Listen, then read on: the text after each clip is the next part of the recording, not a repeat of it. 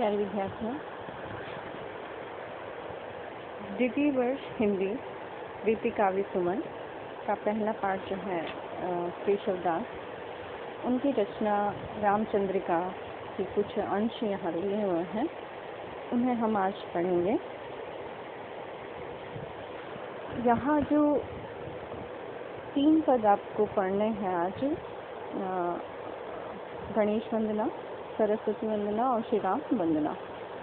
रामचंद्रिका के प्रारंभ में ये जो वंदना दे रखी है, ये एक तरह से मंगलाचरण के रूप में केशवदास ने लिखी है।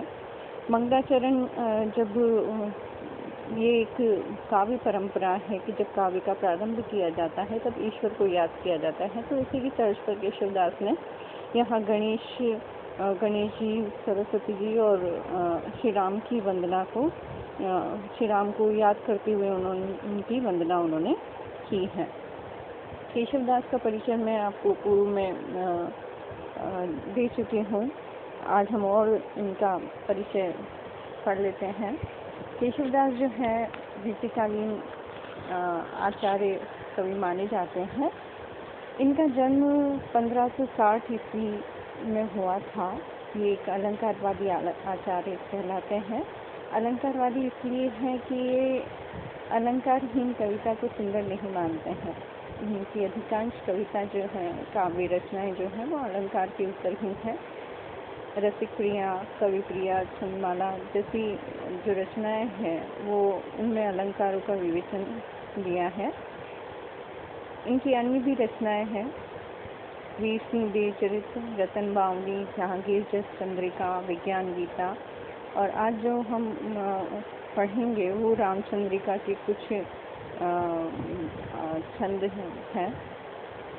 रामचंद्रिका जो है वो राम के जीवन पर आधारित है। जैसे रामायण में 7 कांड है, वैसे ही रामचंद्रिका में भी 7 कांड है। इसका जो पहला कांड है बाल कांड, उसके प्रारंभ की जो मंगलाचरण है उसकी 3 पद हम आज पढ़ेंगे।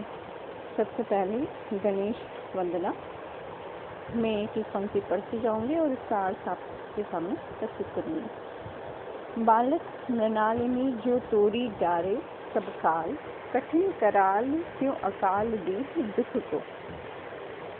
यहाँ गणेश वंदना करते हुए केशवदास कहते हैं कि जिस प्रकार हाथी का बच्चा कमलनाल को सहज ही तोड़ देता है, मृणालिनी यानी कमलनाल जो होती है, कि जैसे हाथी का जो बच्चा होता है कमल की नाल को सहज ही तोड़ देता है, वैसे ही गणेश जी जो है दुर्निवार यानी कठिन से कठिन समझे जाने वाले दुख को भी बिना किसी विलंब के तोड़ देते हैं या उन्हें दुख दूर कर देते हैं। विकृति हरत हटी पद्मिनी के पात सम, पंख जो पाताल पेरी पठवे कलुष को। आगे वो कहते हैं कि जैसे हाथी का बच्चा कमलिनी के पत्तों को कुचल देता है, वैसे ही गणेश जी भी जीवन भर की बाधाओं को, कठिनाइयों को बलपूर्वक दूर कर देते हैं। कहने का तात्पर्य ये है कि जैसे हाथी का बच्चा सहज रूप से कमल के पत्तों को उखाड़ कर फेंक देता है, उसी प्रकार गणेश जी भी मनुष्य के पापों को नष्ट कर डालते हैं। जीवन की मलिनताओं को, पापों को वो उसी प्रकार नष्ट कर देते हैं जिस प्रकार हाथी का बच्चा कीचड़ को दबाकर पाताल में भेज देता है। दूरी के कलंक अंक भय शीश शशि को शशि सम। आगे वो कहते हैं कि अपने भक्तों के इन सारे विकारों को दूर कर उनके जीवन को शिव जी के सिर पर शोभित निष्कलंक चंद्रमा के समान निर्मल कर देते हैं। यानी अपने भक्तों के या मनुष्यों के जो भी दुख हैं, गणेश ईश्वर को जब याद किया जाता है तो उनके सारे पापों को, सारे दुखों को दूर करके उनके जीवन को बड़ा ही निर्मल कर देते हैं। राखत है केशव दास दास के वपुष को। आगे वो कहते हैं कि वे अपने दास को, अपने भक्त की उसी प्रकार से निर्मलता से अपने भक्त की रक्षा करते हैं। सांकरे की साकरनी सन्मुख होत तोरे, 10 मुख मुख जोवे गज मुख मुख को।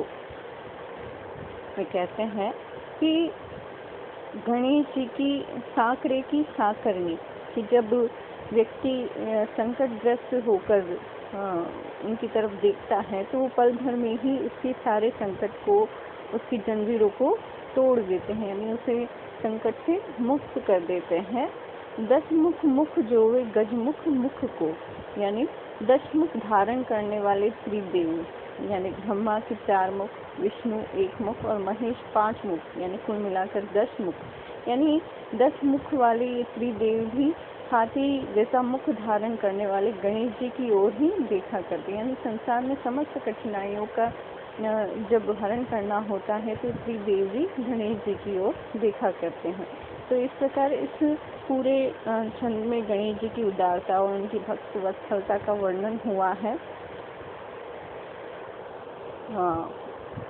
पद में अनुप्रास, उपमा और परिकरांकुर अलंकार का प्रयोग हुआ है।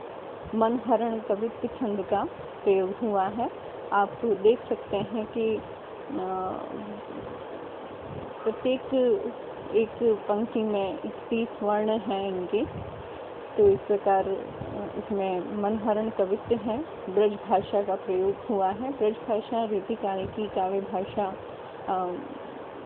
थी, यानी काव्य भाषा के रूप में ब्रज भाषा का प्रयोग किया जाता था। उसकी भाषा का प्रयोग केशवदास ने भी किया है। आगे हम पढ़ेंगे सरस्वती वंदना। बानी जगरानी की उदारता बखानी जाई, ऐसी मति कहाँ जो उदार कौन की भई है। इस पद में उन्होंने सरस्वती जी की वंदना की है। वे कहते हैं कि इस संसार में सरस्वती जी की वंदना करना, उनकी महिमा का वर्णन करना सहज नहीं है। वे कहते हैं कि ऐसा कोई भी समृद्ध या प्रखर बुद्धि वाला नहीं हुआ जो उनकी महिमा का वर्णन कर सके। देवता प्रसिद्ध सिद्ध ऋषिराज प्रपंद कहीं कहीं हारे सब, कहीं न केहू लही। देवता प्रसिद्ध सिद्ध ऋषिराज, यानी बड़े बड़े ऋषि तपस्वी, इनका गुणगान करते करते थक गए, लेकिन कोई भी इनकी महिमा का वर्णन नहीं कर पाया। भावी भूत वर्तमान जगत बखानत है, केशवदास केहू न बखानी काहू पे गई।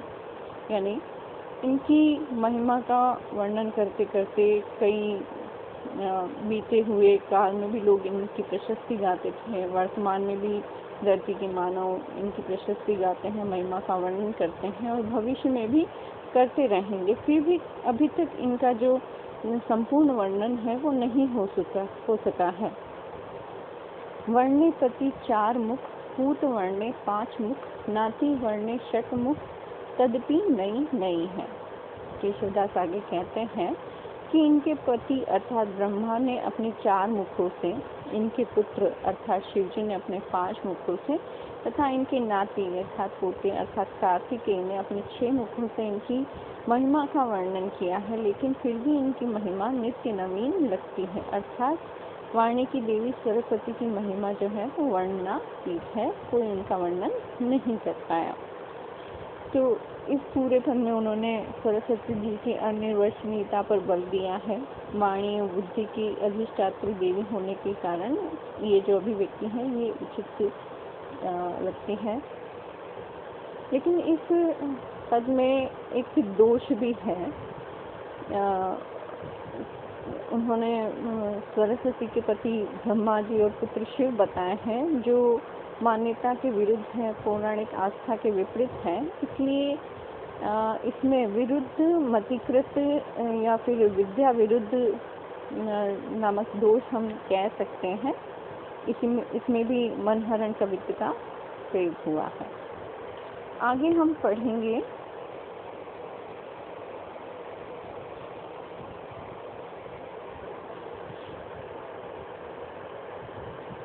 राम वंदना।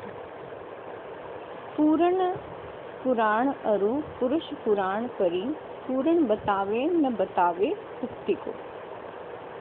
राम वंदना, श्री राम की वंदना करते हुए उन्होंने लिखा है कि सभी पुराण और आप्त पुरुष श्री राम को पूर्ण ब्रह्मा बतलाते हैं, इसके अतिरिक्त वे कुछ नहीं कहते। यानी पुराण के पास भी और कोई उक्ति नहीं है, वे श्री राम को पूर्ण पुरुष ही बताते हैं। दर्शन देत जिन्हें दर्शन समझे न, नेति नेति कहे वेद छाड़ी आन युक्ति को। वे कहते हैं कि श्री राम के जिस स्वरूप को सांख्य, योग, वेदांत आदि दर्शन शास्त्र भी स्पष्ट नहीं कर पाए, वेद भी उनके संबंध में वास्तविक तथ्य प्रकट नहीं कर सके, और नेति नेति कहकर वेदों ने उनके अनादि अनंत स्वरूप की ओर संकेत किया है, ऐसे भगवान श्री राम की महिमा का वर्णन भला कौन कर सकता है। जानी यह केशोदास अनुदिन राम राम रटत रटत न डरत पुनरुक्ति को। केशवदास कहते हैं कि मैं इस सत्य से अवगत हूँ कि उनकी महिमा का वर्णन कोई नहीं कर सकता, लेकिन फिर भी मैं दिन रात राम नाम की रट लगाता हूँ, और मुझे इस बात की चिंता नहीं कि मैं बार बार उसी नाम को रट कर विष्टुपेशन या पुनरुक्ति करता हूँ। मैं तो सिर्फ इतना जानता हूँ कि रूप देहि अणिमाही, गुण देहि गरिमाही, भक्ति देहि महिमाही, नाम देहि मुक्ति।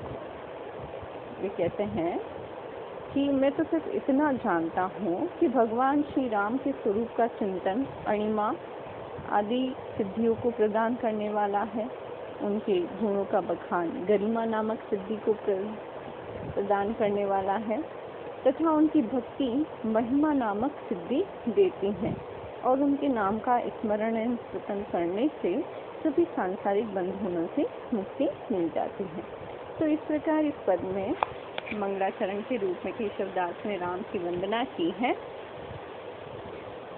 साथ ही नवधा भक्ति का भी यहाँ वर्णन किया है। श्रवण, धुन, कीर्तन, चरण सेवन, वंदन आदि इसका समावेश इसमें होता है। 8 सिद्धियाँ अणिमा, महिमा, लघिमा, प्राप्ति, प्रकाम्य आदि का भी वर्णन हुआ है, और अनुप्रास अलंकार और यमक अलंकार में का भी प्रयोग हुआ है। पुनरुक्ति भी यहाँ जैसे नेति नेति आप देखें, इसमें पुनरुक्ति है, और